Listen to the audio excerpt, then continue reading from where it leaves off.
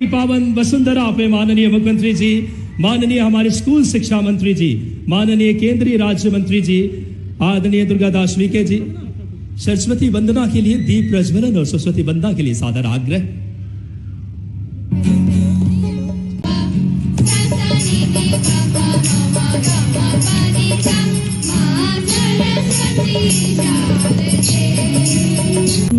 सबिंदु सिंधु शुष्कलत्त रंग भंग रंजितम वचस्तु पाप जाते जाते कारी वारी संयुतम कृतांत दूत काले भूत बीते हारी नर्मदे तदीय पाद पंकजम नमामि देवी नर्मदे तदीय पाद पंकजम नमामि देवी नर्मदे तदीय पाद पंकजम नमामि देवी नर्मदे कदम्बुलीन दीन वीन दिव्य संप्रदायक कलोमलोधवारहा सर्वतीर्थनायक तुमच्च गच्छ नग्र चक्र चक्रवाक शर्मदे तदीय पाद पंकजम नमामि देवी नर्मदे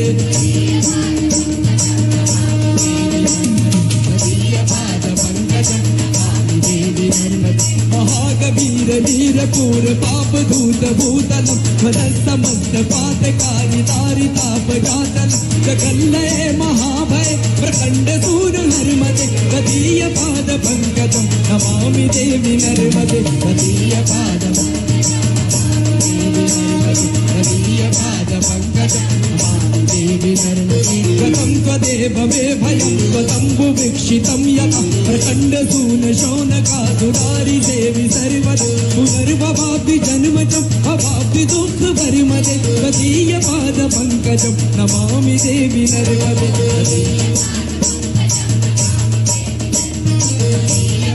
पंकजम नमामि देवी नर्मदे अलक्ष लक्ष किन्नरा मुरासुरादि पूजितम सुलक्ष नीर तीर धीर पक्षि लक्ष पूजितम वसिष्ठ शिष्ट पिप्पलाद करदमादि शर्मदे तदीय पाद पंकजम नमामि देवी नर्मदे तदीय पाद पंकजम। एक बार हम सब जोर से बोले नर्मदा महारानी की। बहुत ही हम सब के लिए गौरव की बात है, शिक्षा वर्गों के कल्याण के भाव के साथ और बच्चों की ऊर्जा को नई गति देने माननीय मुख्यमंत्री जी हम सबके बीच पहुंचे हैं। इतने सारे बच्चे और बच्चों की संख्या बताई मंत्री जी ने, लगभग 8.5 लाख बच्चे और 20,000 स्कूलों में। कितना सौभाग्य हमारा, हमारे नए इस दौर के परिवेश में इतना बढ़िया भव्य भवन स्कूल कैंपस देख के आनंद आ गया। ऐसे प्राइवेट स्कूलों के लिए भी जोरदार अभिनंदन करें अपने विद्यालयों के लिए। शिक्षा में ये बघेल जी का स्कूल है और ऐसे पूरे प्रदेश के अंदर। लेकिन ये भी बात याद रखो, प्राइवेट स्कूलें तो क्या हो गया, हमारे सभी वर्गों के, कोई बात नहीं, परिवार में थोड़ी आर्थिक स्थिति कम होती ज्यादा होती है, लेकिन सरकार है ना आपके साथ। तो हर चौथे बच्चे को हमारी सरकार के माध्यम से प्राइवेट स्कूल में पढ़ाने की फीस हमारी सरकार दे रही है। जोरदार अभिनंदन करें इस मामले में। स्कूल वही, व्यवस्था वही, पढ़ाने की सारी बातें, लेकिन जो सक्षम है वो बाकी फीस वो भर दे। लेकिन थोड़ा सा कमजोर है तो सरकार थोड़ी कमजोर है, सरकार को पैसे देना चाहिए कि नहीं देना चाहिए हमारे बच्चों को आगे पढ़ाने के लिए। अरे हमारे बच्चे के पढ़ेंगे लिखेंगे आगे बढ़ेंगे तभी तो देश आगे बढ़ेगा। यशस्वी प्रधानमंत्री श्रीमान नरेंद्र मोदी जी का जोरदार अभिनंदन करें। उनके नेतृत्व में देश जैसे जैसे आगे बढ़ रहा है, हमें इस बात की प्रसन्नता है, हमारा प्रदेश भी ऐसे ही धीरे धीरे करके आनंद के साथ आगे बढ़ता जा रहा है। पूरे देश के अंदर मध्य प्रदेश की अब पहचान सबसे तेज गति से सभी क्षेत्रों में आगे बढ़ने वाले प्रदेश की पहचान बन रही है। जोरदार अभिनंदन करें अपने बढ़ते हुए इस संकल्प के लिए। कितने प्रकार की योजना चल रही है और क्या क्या जोड़ते जा रहे हैं। जैसे अभी हमारे राव उदय प्रताप सिंह जी ने कहा है कि हमारे बच्चों की फीस तो हम दे रहे हैं, लेकिन ये किताब कापी का ज्यादा खर्चा लगता है प्राइवेट सेक्टर में, तो कोशिश कर रहे हैं अगली बार कि आप बस्तों के अंदर रखने वाली किताबें भी सस्ती दरों पर देने का संकल्प ले रहे हैं। जोरदार अभिनंदन करें। अपने भविष्य की पौध के लिए एक एक रुपया उनके हक का उनके हाथ में आना चाहिए। इसलिए ऐसे सभी वर्गों में, वैसे तो बच्चे के लिए सबसे पहले गुरु माता पिता, उनका अपना परिवार में मिलने वाला आश्रय और आनंद, दूसरे माता पिता की तरह होते गुरु, जिनके माध्यम से वो उनकी बाकी जीवन की शिक्षा के माध्यम से जिंदगी बदलने का काम करते हैं। जो बच्चे स्कूल में आते हैं, पढ़ते लिखते आगे बढ़ते हैं, वो नरेंद्र मोदी बनते, अब्दुल कलाम आजाद बनते। जोरदार अभिनंदन करें। बदलते दौर में और आज के दौर में नहीं, आदिकाल से हमारे लिए कई उदाहरण भरे पड़े हैं। भगवान राम पिता महाराज दशरथ के महल में अपनी जिंदगी खूब आनंद के साथ, शिक्षा दीक्षा के साथ आगे बढ़ रहे हैं, लेकिन राम राज्य लाने में गुरु विश्वामित्र ने भविष्य की पीढ़ी को मजबूत बनाने के लिए अपने द्वारा दरबार में जाकर के भगवान राम और लक्ष्मण को मांगा। महाराज दशरथ ने कहा कि आपको राक्षसों से कोई कठिनाई है तो मैं सेना दे देता हूं। उनने कहा नहीं, ने कहा मैं खुद चलता हूं। बोले आप भी नहीं, केवल आपके राजकुमारों को दीजिए। और हमने देखा है राजकुमारों को लेके विश्वामित्र जी गए जंगल में, राक्षसों के जिनके आतंक थे, दोनों बच्चों को साथ ले गए। सेना को साथ नहीं ले गए, रथ में नहीं ले गए, जंगल और बाकी जनता से परिचित कराने के लिए वन के अंदर हड्डियों को ढेर दिखाते हुए बच्चों ने पूछा ये किनके ढेर हैं? उन्होंने कहा ये ऋषि मुनियों के ढेर हैं। ये किसका आतंक है? उन्होंने कहा मारीच, सुबाहु, त्रिजटा, ऐसे कई राक्षस यहां आतंक कर रहे हैं। बच्चों को इस बात का सुनकर के उनका पौरुष जगाने का काम विश्वामित्र जी ने किया और यहीं से भगवान राम की श्री राम बनने की तरफ का संकल्प पूरा होता है। हमारे लिए राम अलग से एक रूप में आते हैं। बोलो जय जय श्री राम। बाल रूपधारी राजकुमार न केवल राक्षसों का अंत करते हैं, बल्कि और आगे बढ़ते हुए जब बच्चों ने अपने पुरुषार्थ पराक्रम से धाक बनाई तो जनक जी के दरबार में ले जाते। स्वयंवर हो रहा है, दुनिया के बड़े बड़े राजा महाराजा के बीच भगवान राम से परिचित होता दुनिया। और ऐसे में स्वयंवर में वो धनुष को तोड़ करके दुनिया में डंका बज गया। बोलो जय जय श्री राम। ये युवाओं की शक्ति पहचानने का मौका था। आ रहा है दशहरा, हम सब भगवान राम का वो पराक्रम देखेंगे। रावण तो बाद में मारा, रावण को लज्जित करने का काम भगवान ने माता सीता के स्वयंवर में करके दिखाया था। ये हमारा गौरवशाली अतीत है। ये बच्चों का पराक्रम है, पुरुषार्थ है। ना केवल स्वयंवर जीता, बल्कि माता जी को अपना करके जीवन भर सिया राम के माध्यम से जाने गए। ये माता के आधार पर हमारी संस्कृति की परंपरा है। जब तक राधा जी नहीं बोलो कृष्ण कन्हैया प्रसन्न नहीं होते हैं। जब तक सीता जी का नाम नहीं आए, भगवान का राम का नाम पूरा नहीं होता है। बोले जय जय सिया राम। और पार्वती जी का नाम नहीं बोलो तो खाना ही नहीं मिलता है। नमः पार्वती पते हर हर महा। क्या आनंद आता है ये हमारी संस्कृति में। माता बहनों का ये जो आशीर्वाद मिलता है, कभी किसी से कोई तुलना हो सकती है क्या? लेकिन ये नालायक कुछ लोग हमारी माता बहनों का अपमान करते हैं। हम लाडली बहनाओं को पैसे देते हैं, उनकी जिंदगी में मदद करते हैं, तो कुछ नालायक कहते हैं कि ये बहनें शराब पीती है, ये पैसे नहीं देना चाहिए। बताओ, शर्म आना चाहिए कि नहीं आना चाहिए उनको? हमारी माता बहनें अपने जीवन में पूरे घर के अंदर सबको आनंद देने के लिए, माता बहनें अपने भाई को, पिताजी को, बुजुर्गों को, सबके लिए अपनी बची हुई थाली का खाना भी अपना उनको खिला करके आनंद महसूस करती। एक किसी को कष्ट हो तो एक एक पैसा बचा के रखा हो, वो पैसा अपने दवाई में, व्यवस्था में लगा करके खुश होती है। कभी माता बहनें उल्टा काम नहीं करती, लेकिन जिसकी दृष्टि टेढ़ी वो टेढ़ा देखता है। तिरछा देखे दुनिया, दुनिया उसको तिरछी दिखती। दुनिया तिरछी नहीं है भाई, तेरी निगाह सही कर ले, दुनिया अपने आप सही दिख जाएगी। ये संसार का नियम। जैसी रही भावना, जैसी तो भगवान उसको वैसे दर्शन देता है। लेकिन कुछ लोग है कि मानते ही नहीं है। अब इनका क्या करें, उनको उनके हाल पे छोड़ते।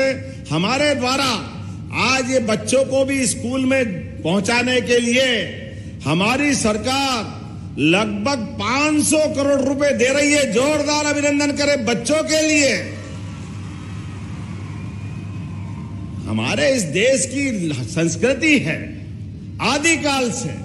स्कूल का क्या महत्व है, भगवान कृष्ण के जीवन से सीखना पड़ेगा।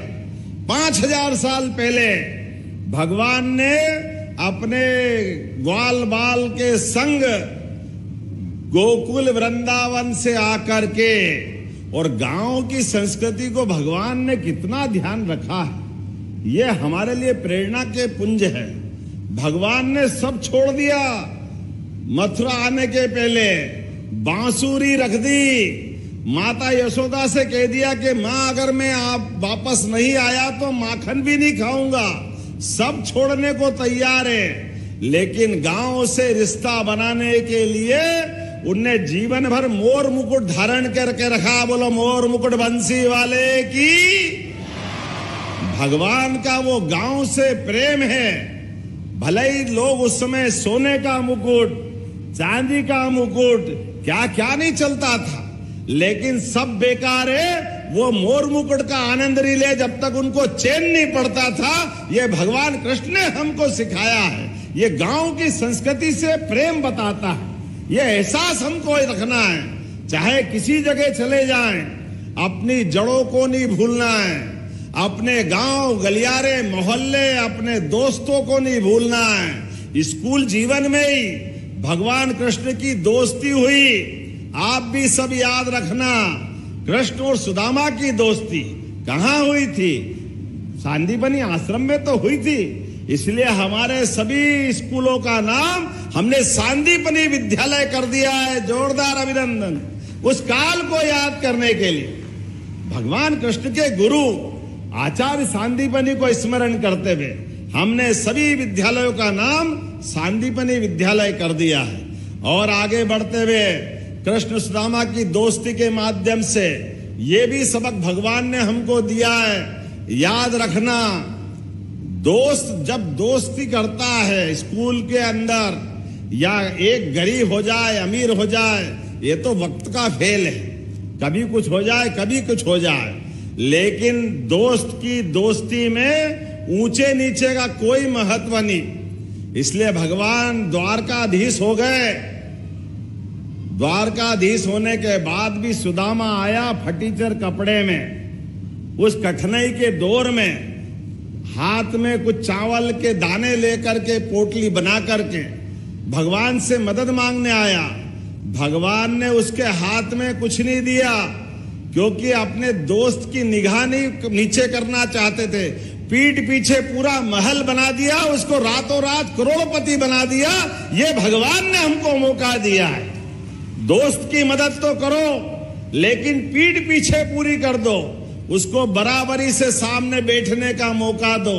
कभी उसकी निगाह नीची हो जाए ऐसा प्रयास मत करना। ये संस्कार हमारी संस्कृति से आते हैं। इसीलिए तो देश दुनिया में राम और कृष्ण की संस्कृति वाला देश जाना जाता है। हजारों साल से दुनिया के किसी देश में चले जाओ और आप कहो कि हम कहां से आए, अगर आपसे कोई पूछे, आप भारत का नाम नहीं लोगे और केवल कह दोगे मैं रामकृष्ण की धरती से आया हूं, तो अपने आप कह देंगे आप हिंदुस्तान से आए हो, भारत से आए हो। दुनिया आपको पहचान लेती है। ये पहचान इस देश से बनी हुई है। उस पहचान को बनाए रखने का काम हमारी शिक्षा व्यवस्था के माध्यम से आपके ये विद्यालय, महाविद्यालय और विश्वविद्यालय करते हैं। विद्यालय में पढ़ने के बाद विश्वविद्यालय तक की पढ़ाई करते करते आपके जीवन में परमात्मा इस मानव जीवन को धन्य बनाने के लिए सभी प्रकार के शासन के माध्यम से व्यवस्था हम दे रहे हैं और प्रोत्साहन भी कितना दे रहे हैं। कभी अपने में से कई बड़े बूढ़े और इस मंच वाले लोग बैठे हैं। हमारे जमाने में स्कूल में आओ तो भवन भी नहीं मिलता था, बैठने के लिए टाटपट्टी घर से लाना पड़ती थी कि नहीं लाना पड़ती थी। कई लोग गवाह हैं। उस दौर की कल्पना करो, जिस बोरे को लेके घर से आते थे, बारिश हो गई तो वही सिर पे लगा के अपने को आना पड़ता था। अब बच्चे भाग्यशाली हैं। आज के जमाने के में देखो, कपड़े भी स्कूल से, किताब कापी भी स्कूल से, और 4 किलोमीटर से दूर घर हो तो साइकिल भी सरकार के माध्यम से। जोरदार अभिनंदन करो आज के दौर के बच्चों के लिए। बच्चे बड़े पढ़े, आगे बढ़े, सब प्रकार की व्यवस्था के माध्यम से।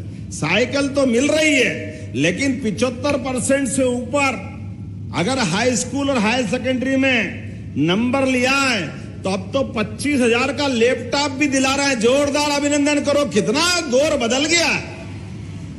बच्चे को लैपटॉप नहीं दे रहा, आगे बढ़ने का पास दे रहे। जितना आगे बढ़े अपने लिए, परिवार के लिए, प्रदेश के लिए, देश के लिए। और जो स्कूल में टॉप आए उसको तो और गजब है।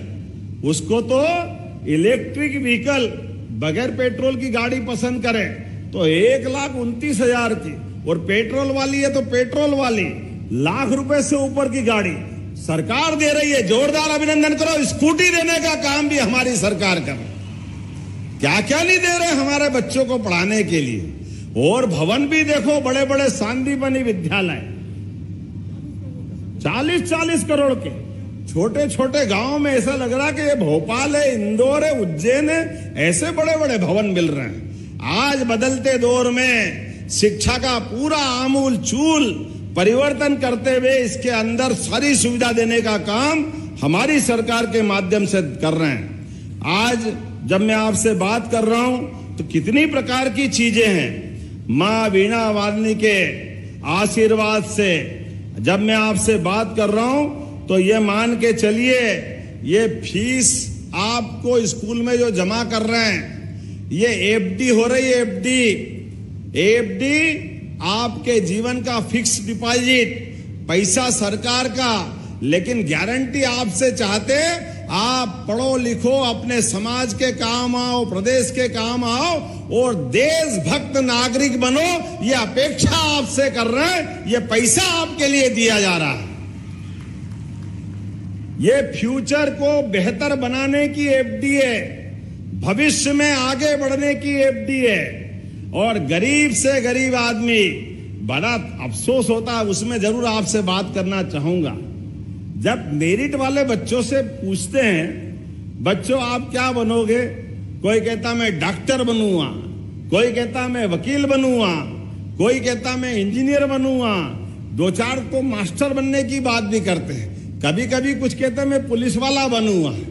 लेकिन जाने क्या होता है, 100 बच्चों को बुलाओ, उनसे पूछो तो कोई 2 भी नहीं बोलता कि नेता बनूंगा।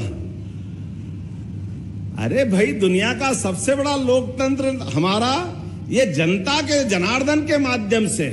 हम आदर्श बनाए नेताजी सुभाष चंद्र बोस को, जिन्होंने 1923 में आईसीएस, जो वर्तमान की आईएएस की एग्जाम यूपीएससी के माध्यम से होती है, उससे बड़ी परीक्षा पूरा भारत वर्तमान का, बांग्लादेश, पाकिस्तान, भूटान, अफगानिस्तान, पूरे देशों मिलाकर के एक परीक्षा होती थी।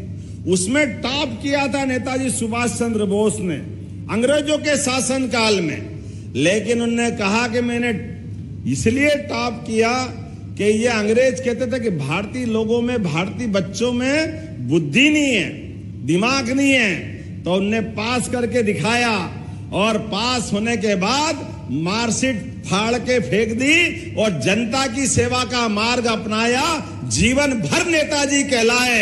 जोरदार अभिनंदन करो उस गौरवशाली अतीत के लिए। नरेंद्र मोदी जी तमाम कठिनाइयों के बाद भी जब राजनीतिक क्षेत्र में आए तो उन्होंने कहा हमको राजनीति इसलिए करना है जिसके माध्यम से शिक्षा मिलती है स्कूल में। उनने उसको मंत्र बना लिया और वाक्य दिया, सबका साथ सबका विकास, सबका विश्वास और सबका प्रयास। जोरदार अभिनंदन करो, ये सबकी भावना है। इसी को तो संस्कृत में कहा है, सर्वे भवन्तु सुखिना सर्वे संतु निरामया। ये सारे हमारे वेद वाक्य इसी भाव के आधार पर है कि हम सबके कल्याण की कामना करते हैं, सबको आगे बढ़ने का मौका देते हैं। तो शिक्षा में हमको समाज जो दे रहा है, सरकार जो मदद कर रही है, आपसे वापस उसी तरह से दुनिया में भारत का मान बढ़ाने के लिए, मध्य प्रदेश का सम्मान बढ़ाने के लिए आप सरकार के दिए गए सारी सुविधाओं का उपयोग देश के साथ प्रदेश को कदम से कदम में ले जाने के लिए आगे बढ़ाइए। इसी भावना के आधार पर आगे बढ़ रहे हैं। अभी मेरे मित्रों ने भावांतर योजना की बात कही, उसके पहले गेहूं भी खरीदा था हमने। मुझे मालूम है हमारी भावना है, जो कहा वो करके दिखाया। 2425 रुपए एमएसपी था गेहूं का और हमने कहा भाव बढ़ाने के लिए हमारा बोनस भी मिलेगा। उस समय बोनस देते हुए तो 225 रुपया बोनस देकर सबसे ज्यादा दाम में हमने गेहूं खरीदा के नहीं खरीदा, जोरदार अभिनंदन करो। 2600 रुपए कुंटल गेहूं खरीदा और अब हमने कहा ये एमएसपी पे 500 रुपए कुंटल बढ़ाया मोदी जी ने। जोरदार ताली बजाए माननीय मोदी जी के लिए। गए साल 448 रुपए का था सोयाबीन, अब की बार 5328 हुआ, 5300। और 5300 में भी हमने कहा किसान क्यों लाइन में लगे, क्यों जब जगह जगह हाथ जोड़े, तोल कांटे वाला परेशान करे, दलाल परेशान करे, माल ऐसा हो गया वैसा हो गया, जाने क्या क्या नाटक हो गया। हमने कहा सब नाटक बंद कर दो। पहले तो कहा कलेक्टरों से कि सब आप एक आशापुर हरदा मार्ग के लिए बताया गया था 71 किलोमीटर का, इस पे पुल भी बनाना है। मांडला मुहाल नदी पर रोड चौड़ा करना 10 मीटर का। करना क्या इसका बताओ, करना है क्या? उधर से आवाज नहीं आ रही बच्चों, करना है क्या? तो मैं बनाने की घोषणा करता हूं। जोरदार अभिनंदन करें। बहुत बहुत धन्यवाद। भारत माता की जय।